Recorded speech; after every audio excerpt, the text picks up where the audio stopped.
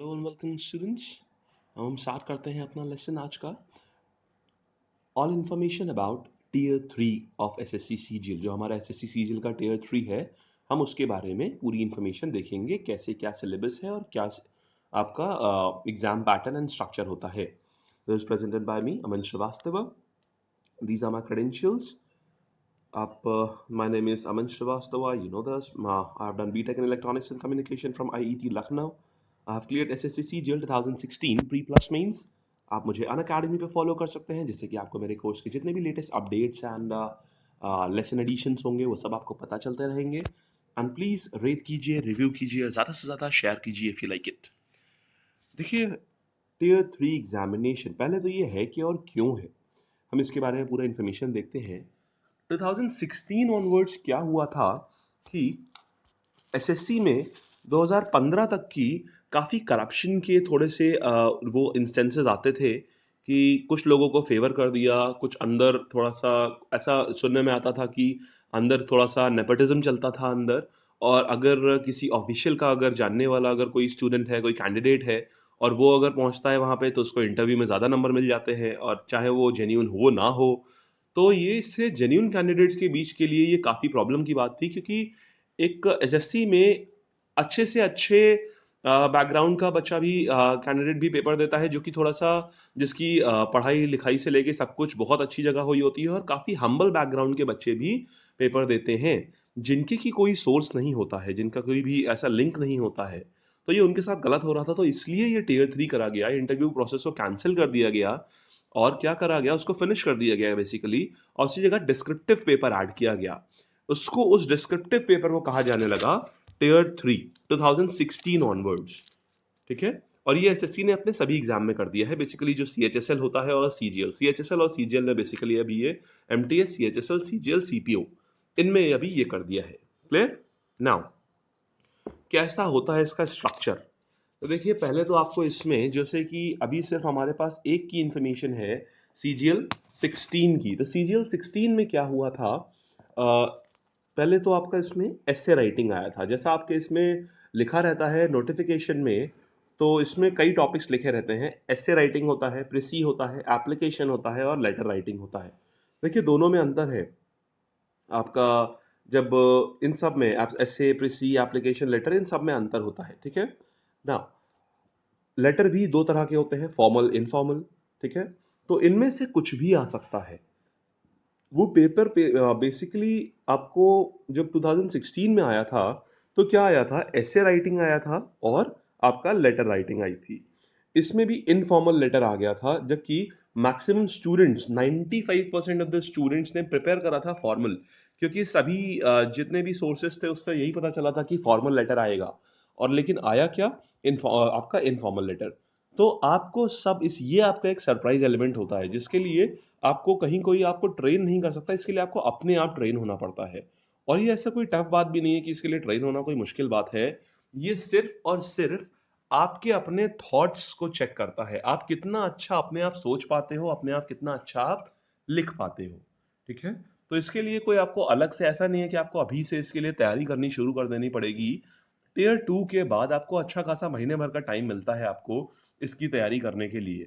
बस उस समय आपको क्या करना है, डेली आपको अपना जो आपका न्यूज़पेपर का एडिटोरियल सेक्शन होता है वो पढ़ना है। ज्यादा से ज्यादा आपको ओपिनियन पढ़ने हैं। क्यों? क्योंकि ये ओपिनियन बेस्ड पेपर होता है। आपको कभी भी कोई भी आप डिस्क्रिप्टिव पेपर लिखोगे, आप ध्यान रखना, कैसा भी डिस्क्रिप्टिव पेपर अगर वो नॉन टेक्निकल है तो वो हमेशा ओपिनियन बेस्ड होता है, और आपको एग्जामिनर चाहता है कि वो आपके थॉट्स देख सके। आप एक ऑफिसर बनने जा रहे हो, तो आपके थॉट्स क्या हैं कुछ पर्टिकुलर टॉपिक्स को लेकर के, या आप किसी रैंडम टॉपिक पे अपने आप लिख पाते हो कि नहीं। राइट? क्योंकि वहां पे जाके आपको फाइल्स में अपने आप आपको ड्राफ्ट करना पड़ेगा, सारी ड्राफ्टिंग अपने आप करनी रहेगी, इसलिए ये चीज करी गई। क्लियर है ये बात? तो एसे राइटिंग जो आई थी, वो आया था 250 वर्ड्स का एसे आया था। लेटर राइटिंग 150 वर्ड्स की थी। प्रीसी नहीं आई थी, एप्लीकेशन नहीं आई थी। ठीक है। अब क्या इसका मार्किंग रूल्स है, क्या था? देखिए, टोटल मार्क्स ये 100 मार्क्स का होता है, और इसके मार्क्स को भी मेरिट में काउंट किया जाता है। देखिए, मेरिट बनती है tier 1 score plus tier 2 score plus tier 3 का स्कोर। ये तीनों जब मिल जाते हैं तब 700 मार्क्स से आपकी मेरिट बनती है। 200 मार्क्स होते हैं टीयर 1 के, 400 नंबर होते हैं टीयर 2 के, 400 और 200 हो गए, 200 plus 400 is 600, and after that 100 marks for tier 3, 100 marks का टीयर 3, टोटल हो गया 700, 700 मार्क्स। तो 700 मार्क्स में से आपकी मेरिट बनती है। तो 60 मिनट इसको अलॉट होते हैं 1 घंटे का। क्या होता है इसमें, copy and pen based paper होता है ये। इसमें आपको वहां पे रेक्टेंगुलर बॉक्सेस बने होते हैं पूरे पूरे शीट के ऊपर। जैसे इसमें रजिस्टर टाइप का पतला सा रजिस्टर आपको मिल जाता है वहां पे, जैसे कि आपके पहले हार्ड कॉपीज हुआ करती थी आपकी एसएससी सीजीएल का क्वेश्चन पेपर जैसा आता था, वैसा ही आपको ये मिल जाता है वहां पे। और आपको क्या होता है उसमें, क्या करना होता है, रेक्टेंगुलर बॉक्सेस होते हैं, हर वर्ड में आपको एक, हर बॉक्स में आपको एक वर्ड लिखना रहता है, ठीक है। रेक्टेंगुलर बॉक्सेस मिलते हैं, हर आपको उसमें बॉक्स में एक वर्ड लिखना होता है, ताकि आपको काउंट करने में आसानी रहे और एग्जामिनर को भी काउंट करने में आसानी रहे, ठीक है। और काफी बड़े बड़े बॉक्सेस होते हैं, आपको ऐसा नहीं है कि आपको कोई बड़ा वर्ड है तो आपको लिखने में प्रॉब्लम आएगी, बिल्कुल भी नहीं, बहुत आसान होता है लिखना। 250 वर्ड्स का होता है, एप्लीकेशन 150, ठीक है। अब मार्जिन क्या होता है, 10% का मार्जिन देते हैं। क्वेश्चन में स्टाफ लिखा रहता है 250 आपके वर्ड्स हैं, 10% का मार्जिन है, यानी कि आप 225 से लेकर 275 तक लिख सकते हो। इससे ज्यादा आप लिखोगे 275 वर्ड से तो इवेल्युएट ही नहीं किया जाएगा, एक्स्ट्रा पार्ट आपका काट दिया जाएगा, पूरा ऐसे नहीं काटा जाएगा, 275 वर्ड से एक्स्ट्रा काट दिया जाएगा। तो अब ये प्रैक्टिस कैसे आए अपने थॉट्स को कंटेन करने में, एक वर्ड लिमिट में कंटेन करने में, तो ये आएगी सिर्फ प्रैक्टिस से। और प्रैक्टिस आपको बहुत आराम से हो जाएगी। अभी से कुछ इसके लिए आप कुछ मत करो, आप इसके लिए आराम से आपको ये प्रैक्टिस मुश्किल से आप जहां आपने 20-25 ऐसे आपने अपने हाथ से लिखे, आप एकदम इसमें माहिर हो जाओगे, क्योंकि राइटिंग स्किल की प्रैक्टिस सिर्फ राइटिंग ही करा सकती है, ठीक है। सेम चीज आपका एप्लीकेशन में भी होता है, it should be essay, application में भी सेम चीज होती है। नाउ थोड़ा सा टाइपिंग एरर है यहाँ पर भी, इसको आप एप्लीकेशन करिएगा, ठीक है। समटाइम्स थोड़ा सा टाइम कम होता है तो ये चीज़ें थोड़ी सी आ जाती हैं इसमें, टाइपोग्राफिकल एरर्स, क्योंकि आप सब लोग काफ़ी परेशान हैं, काफ़ी मैसेजेस आ रहे हैं कि टीयर 3 में क्या होता है, कैसी क्या चीज़ें हैं, कब स्टार्ट करना है प्रिपरेशन, लाइक दैट। अब देखिए टीयर 3 किन चीज़ों पे असेस करता है बच्चों को, राइटिंग स्किल पे उन्हें, वो कैंडिडेट्स को देखता है कि उनकी सोचने और लिखने की क्षमता, बेसिकली सोचने और लिखने की क्षमता, कि अगर हमारे पास कोई ऑफिसर आ रहा है तो क्या वो पर्टिकुलर लेवल तक सोच पा रहे हैं।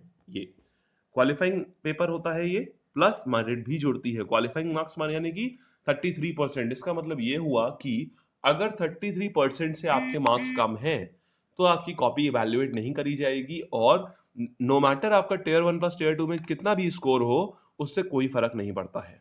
आपको टीयर 3 में मिनिमम आपको 33% से तो ऊपर होना ही चाहिए, ठीक है। आप इसमें किसी भी लैंग्वेज में लिख सकते हो, आप पूरा एसे या एप्लीकेशन हिंदी में लिखना चाहो हिंदी में लिखो, इंग्लिश में लिखना चाहो इंग्लिश में लिखो, ठीक है।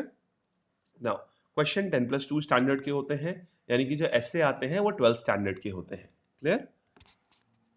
So thank you so much guys, I hope कि ये टीयर 3 के बारे में इसमें आपके सारे जितने भी डाउट्स हैं वो सब क्लियर हो गए होंगे, और आपको अब कोई डाउट नहीं होगा टीयर 3 के बारे में, right. And thank you so much. Tier 4 के बारे में हम नेक्स्ट लेसन में अपना देखेंगे। Clear? Thank you so much.